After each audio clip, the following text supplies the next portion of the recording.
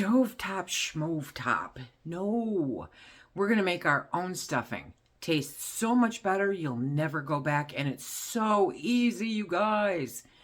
Hello, everyone, and welcome to SuttonsDaze. If you're new here, my name is Lisa, and we are all about pantry preparedness.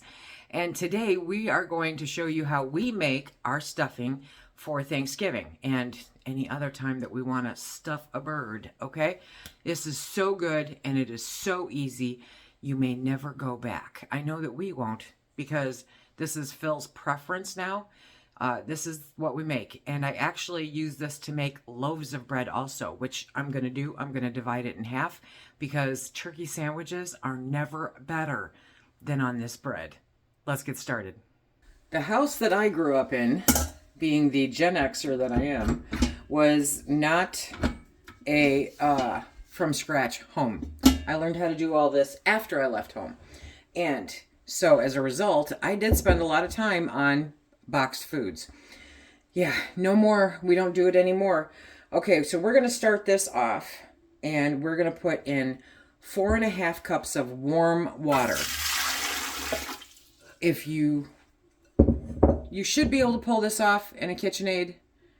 If not, I will give you 2 versions of the recipe to check out and do there, because I'm doing basically a triple batch. Okay, so we're going to put in our yeast into the warm, not hot water, and let's see, that's 6 tablespoons of yeast, and then we're going to let it proof. Proof is in the stuffing, not the pudding. You thought I was going to say pudding, didn't you? I know you did. Okay, we're going to come back when that is all poofed. While we're waiting for the yeast to poof, yes, I like to add my sugar and my oil. I just had this feeling like it kind of feeds it. Now, my favorite part about this recipe is it really does not have a lot of sugar in it.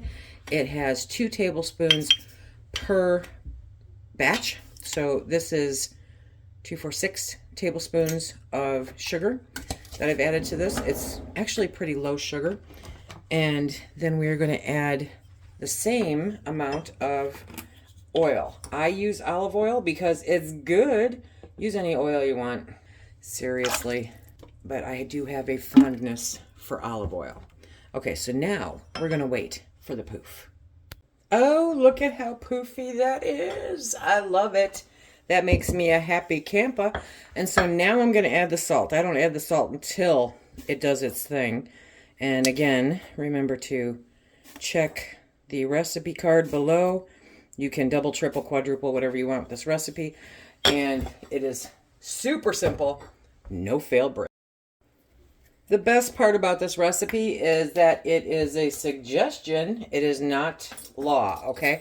So depending on how you like your stuffing, we like a sage dressing. That's what we like. Now, I like dressing, Phil likes stuffing. What's the difference?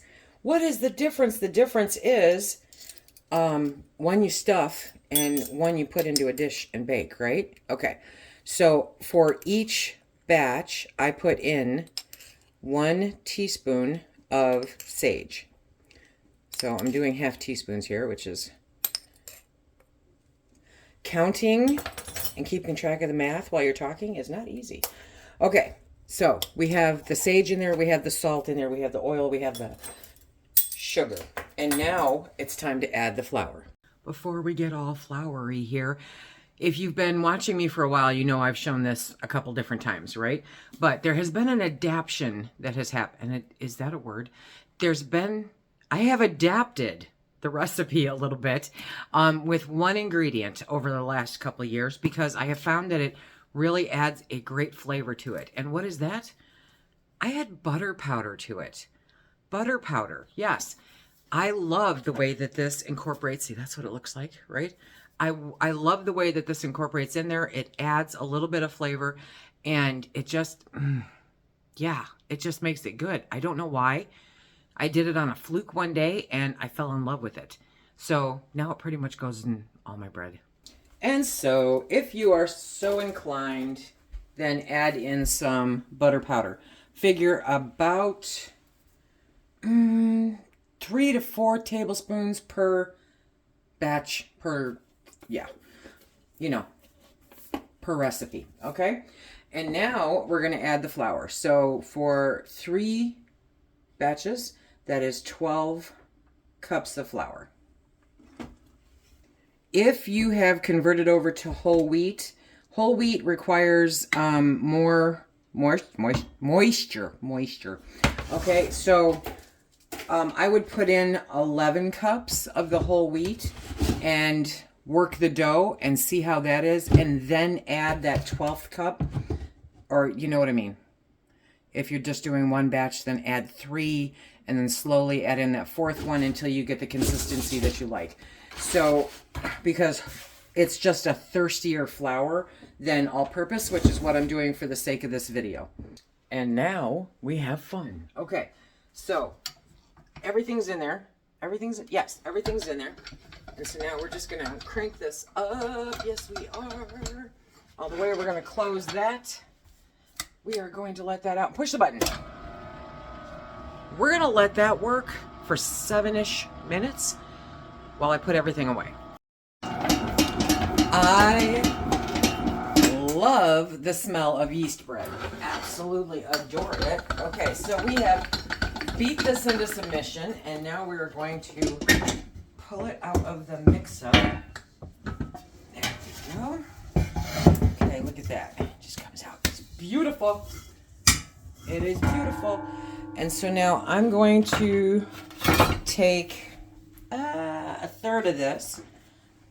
Okay, and we are going to make a loaf of bread because, well, hello, it's a loaf of bread. Okay, because sage bread is awesome for chicken sandwiches, turkey sandwiches. It's like having the stuffing around the bread. It's so good.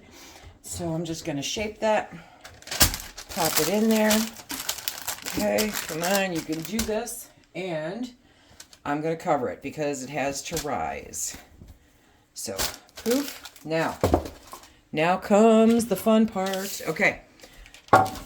If you don't have parchment paper, don't worry about it.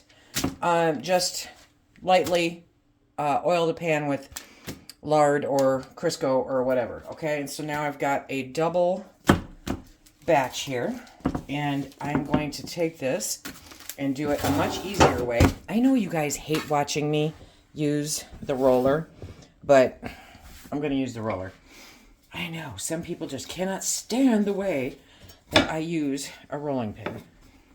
And that's okay, because they're not volunteering to come over and do it for me, okay? So you want to roll this out to fit your baking sheet, because this gives us more surface area, and so that way it's got a more crust, basically, okay? And then it also dries faster, because you know the best stuffing is stale bread, right? Okay, let's see how this does. How are we gonna do? Pretty close, okay? So now I'm just gonna hand work it in. It doesn't have to be pretty. We're gonna cut it into cubes. There we go. And so now we're gonna do the same thing. And it doesn't have to be perfectly square. It's stuffing bread, okay? So now we're going to take another towel and we're going to cover this. And we're going to let it rise. It's probably going to be 30 or so minutes. It really depends on the humidity level and the heat and the, everything else in your house, okay? So figure at least 30 minutes. You want it to double in size. And the cool part about this recipe is it will double in size. And see, it always puffs up. It always does. So now we're going to put these in the oven. I forgot to mention, preheat your oven to 375. We're going to put these in the oven as is for 35 minutes. This smells like heaven. Yes, it does. Look at that. Look at that crust area. Oh, yes, I love it. Okay, we're going to let this cool off and then we'll whack it up. We have let this cool down a little bit. It's just fun. It's kind of like patting a turkey. You got to do it, right? Okay, so we are going to get this out of the pan and onto the counter. And now it's just easy peasy simple. So depending on how big your turkey is, you might want to do 1, 2, whatever. But this is, This is enough for a 10 to 15 pound turkey with maybe a little extra in a dish for those who prefer dressing as opposed to stuffing. That way you've got a little extra, right? And so now we just cut it. Oh, yes. Okay. So you just go through and cut this down to the size that you like. Okay. And then we're going to let it get nice and stale over a couple of days. If you want to speed up the process, then you can cut it up and put it in your dehydrator. The other cool part about this, I have done this in years past where I added the Thrive diced onions right into the bread because we put onions in our stuffing. And you can do that. You can do whatever you want. Seriously. If you prefer, okay, I'm going to have to work really hard to not face dive into this. But you can put as much or as little sage as you like into it. You can put whatever other herbs and spices that you might like with your stuffing into it. I just kind of stick with sage. And for this go around, for this bread, I didn't put the onions, but that's okay. Because it's really good with the onions in there too. I mean, look at this bread. Look at this bread. That's just epic. Who plays with her bread? Lisa does. And you can either cut it up really nice, okay? Or you can do it more rustic, which I do tend to lead towards rustic because, well, truth be told, I got other things to do. But you just want to cube this up. Okay, so we're gonna go like this, okay? And we're just going to cube it up to the size that we like. And then we're just going to put it into the big red bowl. Yes. This smells amazing. It tastes amazing. And it just doesn't get any better than this. So then when it's time, you just use this like you would use any other stuffing. And add your chicken stock and celery and, you know, whatever else into it. And it is the perfect stuffing. And literally, you would have to make a lot of this to equal up to the cost of $1 of stovetop stuffing, okay? I could stuff 4 turkeys for what it costs for $1 of stovetop stuffing. And in my opinion, I may be biased, it tastes better. So we're just gonna finish this one right here, and then I'm gonna show you the loaf of bread. Ha ha ha. Okay, I had it over here on the cooling rack, and look at that bread. Look at that bread.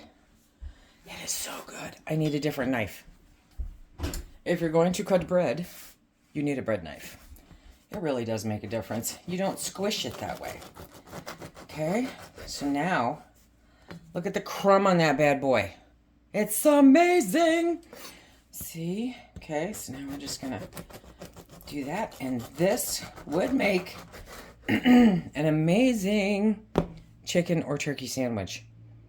Oh, yes. It's like having the stuffing wrapped around your turkey.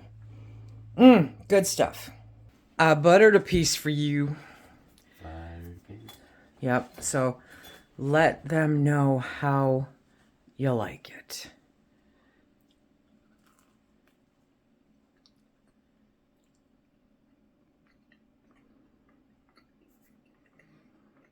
Yeah? Good. Yeah? Good. Good for turkey sandwiches or chicken sandwiches. Or just like this. Or just like that. Okay. And this, my friends, and that is how we make our stuffing. Pennies on the dollar. It's super great. It's Thanksgiving. You can't have Thanksgiving without stuffing, right? According to Phil. If you want to check out how I've done it in previous years, check out this video right here. And until next time, be safe.